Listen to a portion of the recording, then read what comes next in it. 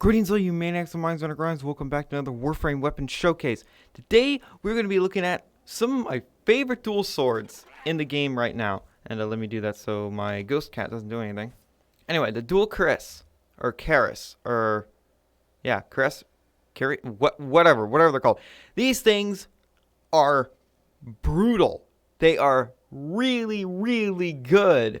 The melee changes have brought out a whole bunch of really cool weapons out from the shadows.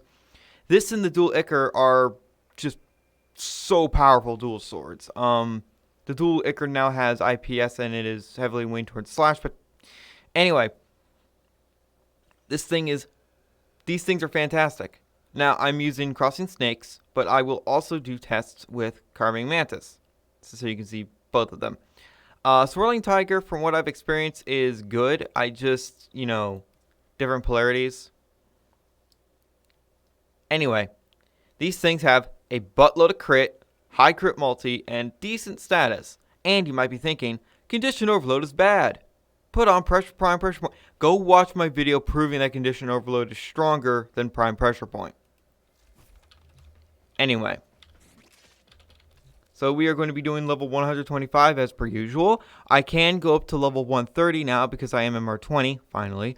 Not that I really care about MR, because once you get past MR16, you can use everything in the game.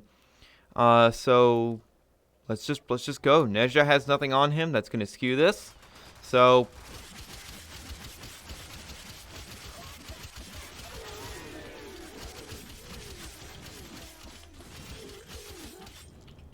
yeah, red crits super fast. So this is the move forward combo. This is the standstill combo. This is the standstill block. And that is the move forward block. It's sort of a jump that I'm not a big fan of, but it does close distance really damn well. So now let's move on to carving mantis, which was pretty much my previous favorite. It's still very, very good, but I just like crossing snakes a little bit better. So carving mantis, this is the standstill combo. This is the move forward combo. This is the standstill and block combo, which you actually throw one of the swords, which looks cool. And this is the standstill move combo, block move combo. You do this like scoop attack with the blades. Anyway, I don't exactly know if the whole guaranteed slash is still a thing with carving mantis. It might still be. I don't know. But my issue with carving mantis, look, I'm doing a lot of slash, right? A lot of damage. But it moves the enemies around too much. And in places where there's cliffs and everything, you might not be able to kill the enemy and get their whatever they're dropping, even though it's usually junk, before they fall off the edge, and that's a little annoying. So typically I just prefer crossing snakes. That's just me, personal preference, by the way. You can use whatever you want. If you don't have primed reach, you just have normal reach. That is going to still give you decent range, I would say. So it's 5.5 right now, and with that it's 3.59, which is not that big of a drop off. And because of the way these stances are, just how mobile they are, it doesn't really matter, but still you'd want primed reach. Blood Rush, if you don't have, forget about it. This thing does not need a red crit, but you can, of course. And if you're crazy, you could use the sacrificial mods. But I would not recommend it. Anyway, now we got to pull out Kitty.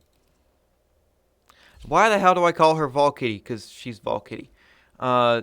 So this is my Valkyr Prime. And she has Steel Charge. And I'm going to just go ham. And I will put these guys up to level 130 and show you just how strong these things are. So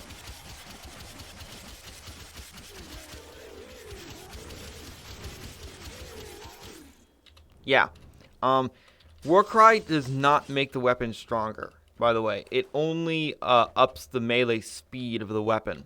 So let's go to 130.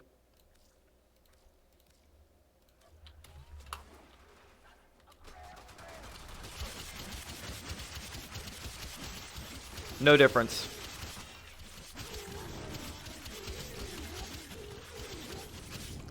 No difference. None at all. And there's a good reason for that. One, these things have pretty damn good stats all around. Lots of crit and crit multi. Two, its status chance is very good. It's not, amazing by any stance. 14, but with 2 dual stats, by the way, these dual stats are very common. That's why I use them. And I don't mind viral so much on melee. Corrosive works well too. It's just this is only given by borrow. Yeah, you see why I don't use this. I use it for some hammers and other things, but in stat sticks. Anyway, it's also super heavily waned into slash. So yeah, there's that. Either case, this dual sword is great. It's absolutely great. Now, what we got to do, we got to get even more damage with chroma. Why chroma? Because why the hell not?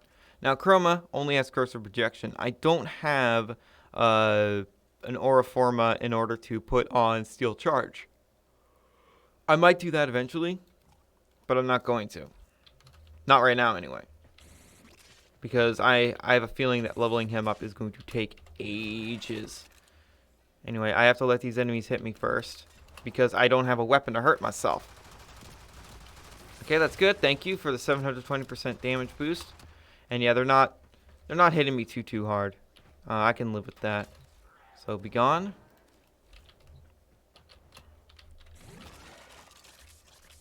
I'm not going to use my 2 to set the enemies on fire because I do play fire chroma, and then I just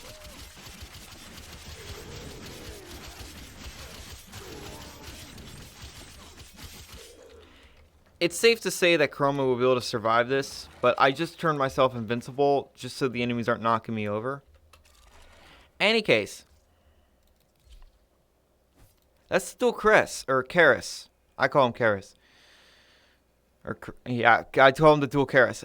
If that's wrong, if I'm mispronouncing that name, which I'm probably doing so, don't hate me for it. These things are fantastic. I would highly recommend them. They are fast, they are fun, they do a lot of freaking damage. Crossing snakes is a fairly common stance. Carving mantis, yeah, I think it's only from bounties on Cetus, which is a bit of a problem. The base damage might look low, but think of it like, I don't know, something that's like, the Adarex or the Jack Khazar.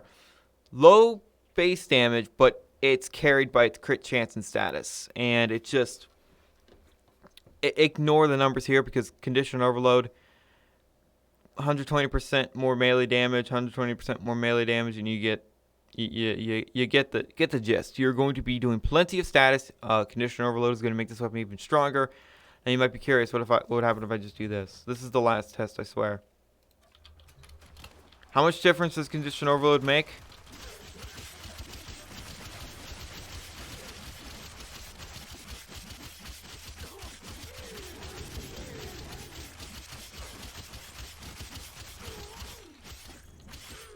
That much difference.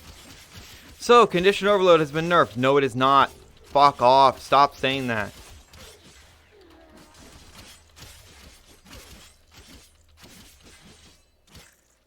Gonna bleed out? Yeah. So, yeah, that's the thing. I only use prime pressure point for stat sticks because condition overload does not work with stat sticks. Anyway. I'll probably do a more in-depth video on how stat sticks actually work. Maybe. I'm not sure how they work either, but anyway, this is a fantastic weapon. 10 out of 10 would recommend. Thank you guys so much for watching, and remember, in Trilby, we trust.